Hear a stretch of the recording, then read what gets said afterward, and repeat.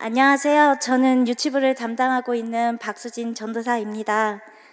72주년 교회 창립주일을 맞아 이렇게 오후 찬양 예배 때 말씀을 전하게 기회를 주셔서 감사합니다.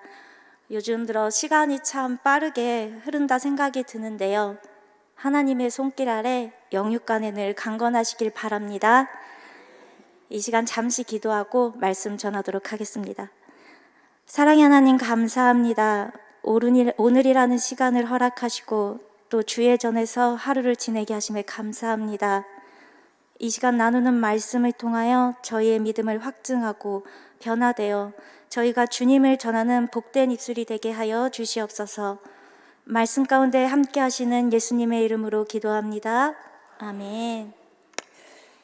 네, 오늘 전할 이 시편 73편은 본문 위에 표기되어 있듯이 아삽의 시입니다.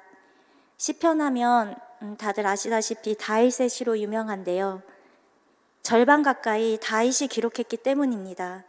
150개의 각 시편은 이스라엘의 역사 가운데 1000년의 기간 동안 여러 다른 사람들에 의해 쓰여졌습니다.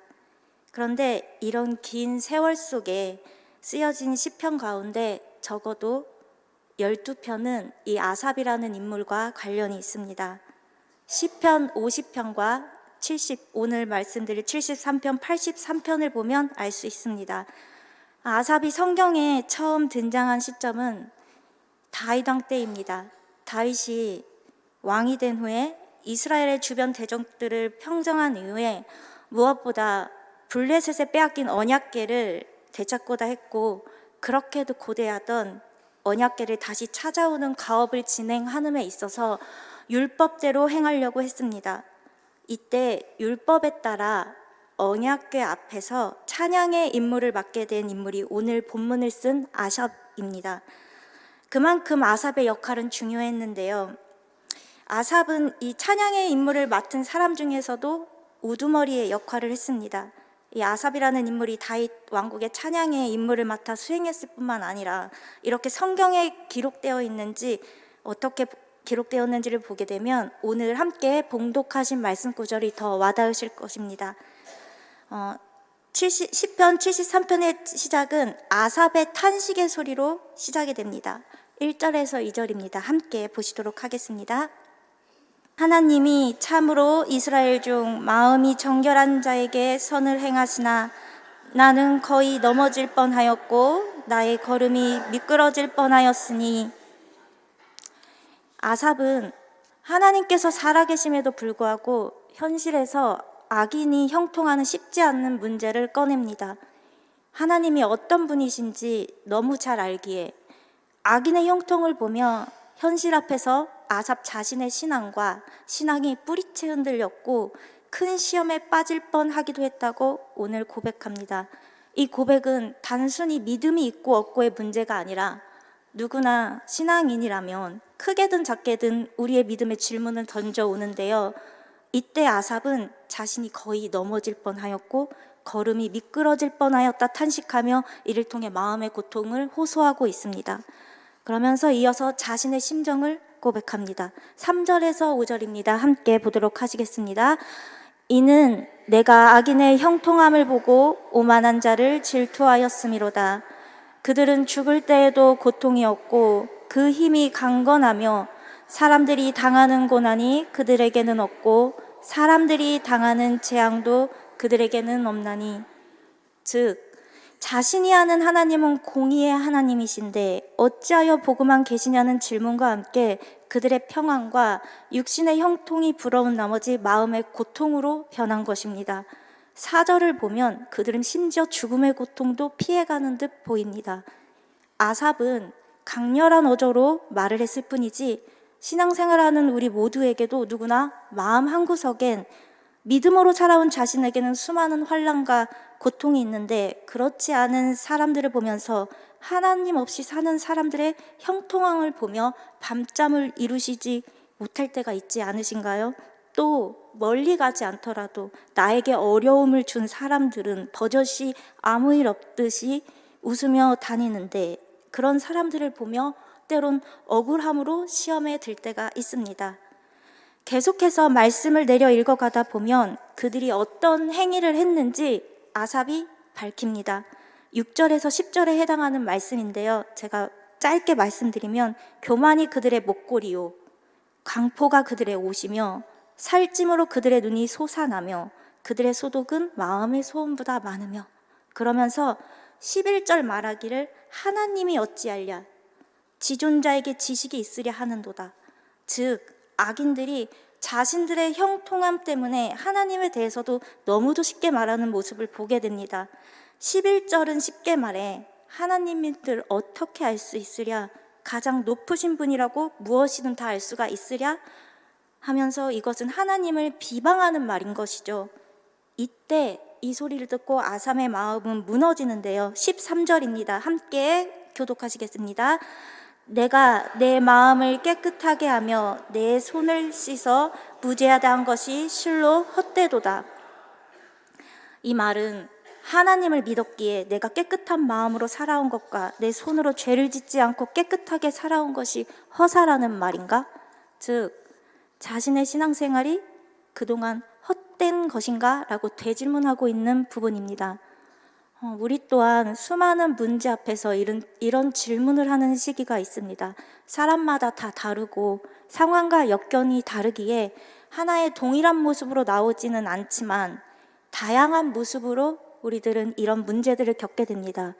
그러면서 그 다음 말씀은 아삽이 자신의 처한 상황을 토로하는 장면입니다. 14절에서 15절입니다. 함께 보시겠습니다. 나는 종일 재난을 당하며 아침마다 징벌을 받았도다. 내가 만일 스스로 이르기를 내가 그들처럼 말하기라 하였더라면 나는 주의 아들들의 세대에 대하여 악행을 행하였으리이다.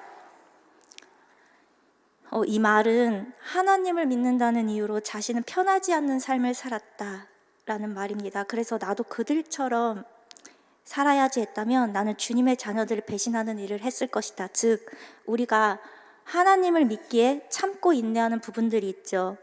아삽은 책임자로서 더 많은 부분을 그러했을 것입니다. 그런데 너무 힘든 나머지 만일 내가 하나님 없다며 그들과 똑같이 말하며 살았다면 나는 주님을 전하는 사람으로서 같은 하나님의 자녀들에게 부끄럽지 않을 것인가 라며 고통스러워하고 있습니다. 즉 그동안 내가 믿는 하나님이 진정 살아계시는 것인가? 그렇다면 왜 하나님은 가만히 있는 것인가에 대한 질문으로도 보여집니다. 이 장면에선 성경 인물 중에 되게 많은 인물 중에서 욥이 생각이 났는데요. 욥도 그러했죠. 고통 가운데 있는 욥에게 아내가 하나님을 부정하라 했을 때 욥은 아니다라고 말을 했죠. 그러나 고통이 극심해질 때 차라리 태어나지 않았더라면 어떠했을 거라고 마음의 중심을 잃어버리기도 합니다. 아삽 역시 16절에 내가 어쩌면 이를 할까 하여 생각한즉 그것이 내게 심한 고통이 되었더니 아삽 스스로도 이 얽힌 문제를 풀어보려 깊이 생각했으나 너무 어려운 문제였다라고 말하고도 있습니다. 그러나 놀랍게도 아삽은 자신의 마음을 추스리고 하나님만으로 충분하다는 믿음의 고백을 하게 됩니다. 17절에 하나님의 성소에 들어갈 때야 그들의 종말을 깨닫게 됩니다. 악인의 종말을 보게 된 것이죠. 그러면서 아삽은 20에서 23절 말씀 함께 보도록 하겠습니다. 주여, 사람이 후에는 깨는 무물무시한 같이 주께서 깨신 후에는 그들의 형상을 멸시하리이다. 내 마음이 산란하며 내 양심이 찔렸나이다. 내가 이같이 우매무지함으로 주 앞에 짐승이오나 내가 항상 주와 함께하니 주께서 내 오른손을 붙드셨나이다. 아멘. 즉 우리가 꿈을 꾸고 꾼 내용을 다 기억하지 못하고 생각하지 않듯이 주께서 깨신 후에 그들의 형상을 멸시한다는 것을 알게 됩니다.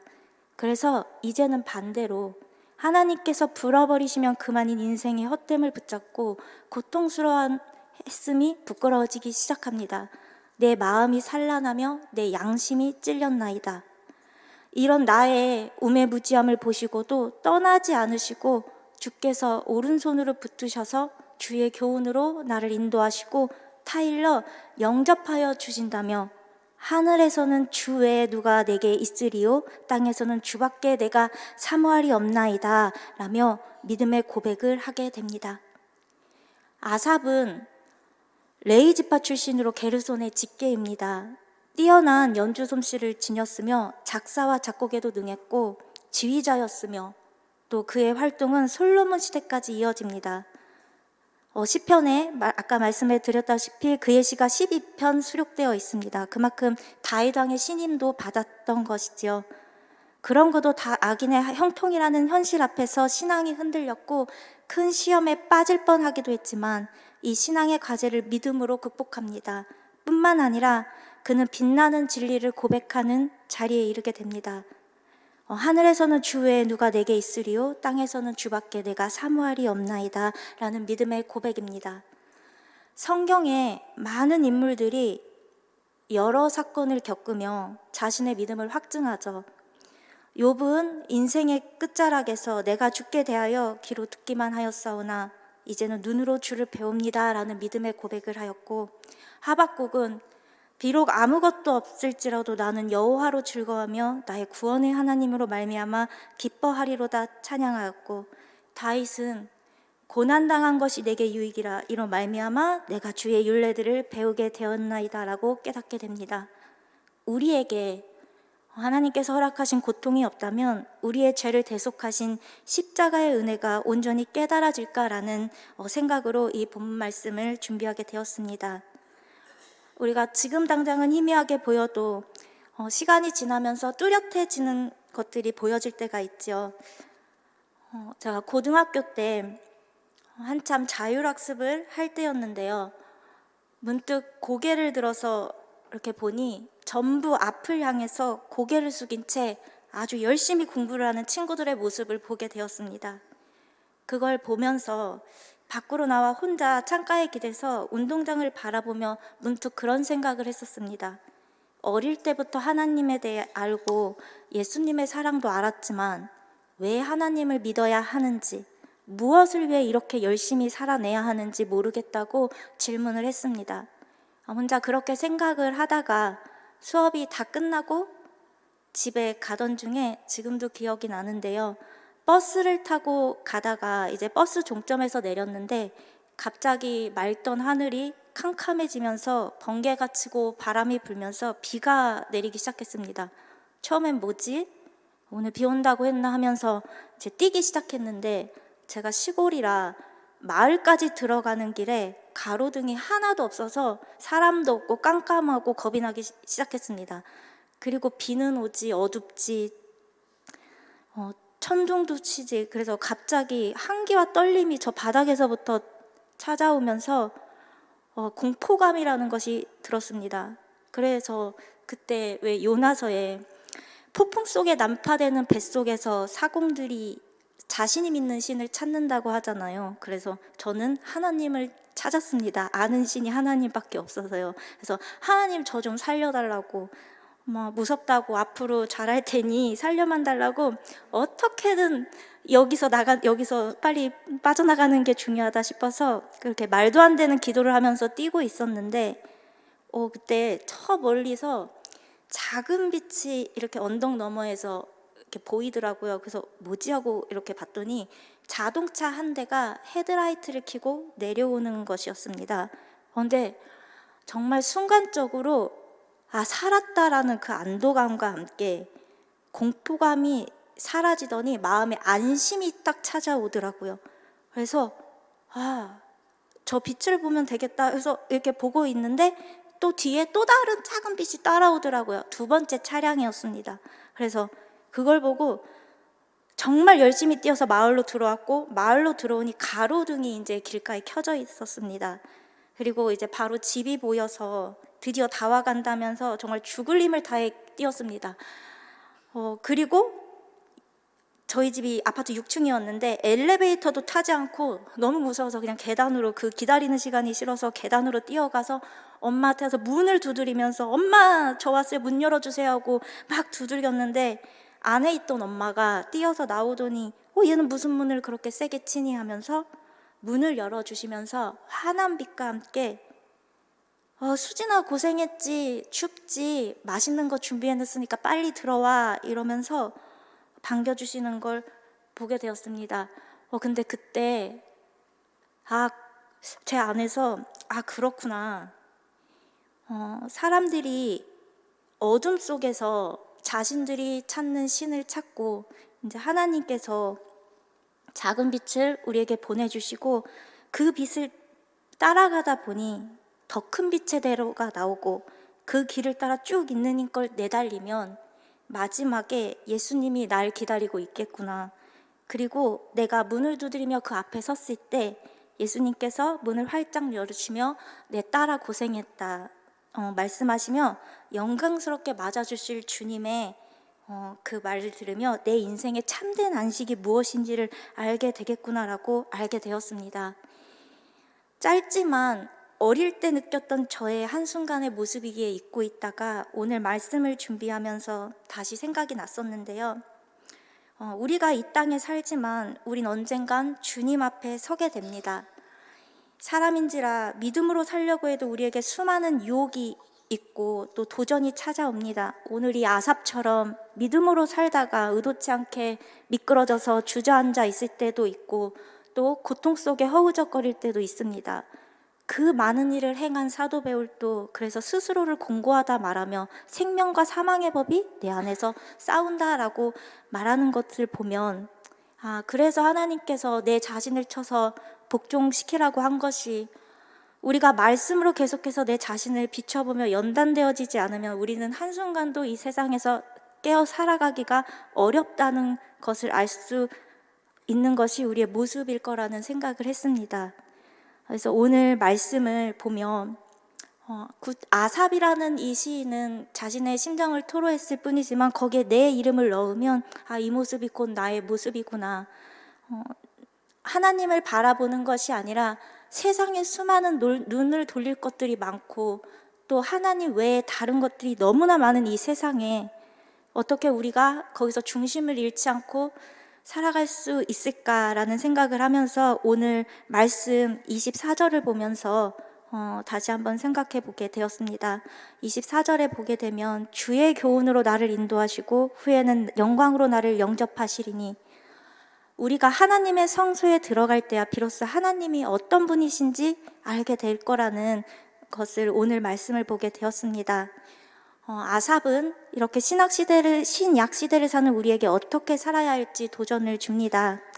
하나님께서 예수 그리스도에 주신 십자가 구원을 우리가 잊지 않고 감사로부터 터져나오는 찬양을 회복할 수 있고 또 생명에서 죽음에서 생명으로 건지신 그 예수님을 기억한다면 우리가 오늘 아까 5교구 8교구 연합 찬양제의 찬양이 너무 가사가 은혜가 되었는데요. 그렇게 기쁨의 찬양을 드릴 수밖에 없다라는 생각이 들었습니다. 예전에 어릴 때 교회에서 많이 부르던 찬양이 있었는데요. 아마 아실 것 같아요. 세상 흔들리고 사람들 주를 떠나도 나는 주를 섬기리. 주님의 사랑은 영원히 변하지 않네. 나는 주를 신뢰해. 여러분 오늘 말씀 속에 동일하게 역사하시는 이 주님을 신뢰하십니까? 아멘. 예. 그리고 어제도 오늘도 내일도 변치 않으실 그 하나님의 약속을 믿으시나요? 예, 세상이 흔들리고 때론 오늘 아삽이 넘어지듯이 하나님이 어디 있냐라고 말하는 사람들의 모습을 볼 때 내 마음이 요동칠지라도 오늘의 본문 말씀처럼 더욱 하나님을 가까이 하여 저와 여러분에게 복이 되기를 원합니다. 또 내가 주 여호와를 나의 피난처로 삼아 주의 모든 행정을 전파하리로다 라는 아삽의 고백처럼 우리에게 행하신 그 놀라운 기이한 일들을 전하는 복된 입술이 되기를 원합니다. 하나님께서 왜 악인을 바로 심판하시지 않으시고 오래 참으시는 이유는 우리도 다 알다시피 그 누구도 하나님께서는 멸망치 않기를 바라시는 하나님의 성품 때문입니다. 그래서 우리가 모든 사람들이 하나님께 돌아오기를 원하시는 것이죠. 우리 모두 이 마지막 때에 이 사명 잘 감당하여 하나님께서 우리에게 준비하신 놀라운 축복과 은혜를 받아 누리는 저와 여러분이 되길 소망합니다. 창립 11주년 정말 오랜 시간 동안 함께 하신 하나님의 손길과 또 앞으로도 이 광석교회에 더욱더 풍성하게 하실 하나님의 손길을 기대하며 이 시간 기도하고 마치도록 하겠습니다. 기도하시겠습니다. 여호와를 가까이함이 내게 복이라 말씀하신 하나님의 말씀을 이 시간 붙잡습니다. 지금까지 우리와 함께 하시고 오늘 또 앞으로도 영원토록 함께 하신다 약속하신 하나님을 이 시간 찬양합니다. 주의 말씀으로 저희를 인도하시며 저희가 가는 곳곳마다 주가 하신 일을 전파하는 입술이 되게 하여 주시옵소서. 고통 가운데 있는 지체가 있다면 하나님 찾아가 만져주시고 위로하여 주셔서 다시금 주를 위해 살아가는 복된 삶이 되게 하여 주시옵소서. 지금도 살아계셔서 저희와 함께 하시는 예수님의 이름으로 기도합니다. 아멘.